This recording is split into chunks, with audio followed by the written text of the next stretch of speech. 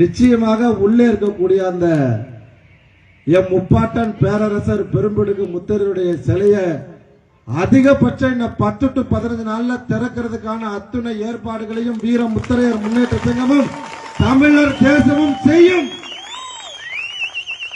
மிரட்டலுக்கெல்லாம் பயந்துட்டு போற ஆள்லாம் இங்க யாரும் கிடையாது. யார வேணாலும் வர சொல்லுங்க. நாட்டினுடைய அடையாளம் பேரரசர் பெரும்படுகு முத்தரையர்.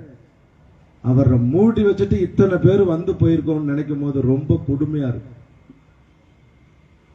இங்க சங்கம் அமைத்திருக்க முத்தரையர் சங்கம், ராமநாதபுரம் மாவட்ட முத்தரையர் சங்கத்துக்கும் ஐயா கிட்ட நான் கேட்டுக்கிறேன், எதுலையுமே விட்டு கொடுத்து போவாதீங்க. சமூகத்தை நல்ல நேரம் இங்க இருக்கக்கூடிய அரசியல்வாதிகளுக்கும் காவல்துறைக்கும் நாங்க போய் அங்க மாட்டிக்கிட்டோம். முத்துப்பேட்டையில இங்க வந்திருந்தோம்னு சொன்னா உடனடியாக அதை திறந்துட்டு தான் நான் இங்க வந்து பேசியிருப்பேன்.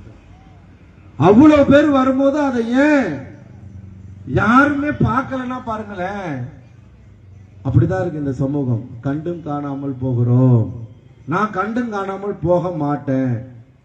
அதனால பல பேரு என்ன பண்ணுவான், ஐயோ முக மோசமானவன் அப்படிமா. அப்படி அல்ல, நியாயமான விஷயங்கள் எல்லா இடத்துலையும் நடக்கணும்னு நினைக்கிறவங்க தான் வீர முத்தரையர் முன்னேற்ற சங்கத்தை சார்ந்தவர்கள், தமிழர் தேசம் கட்சியை சார்ந்தவர்கள்.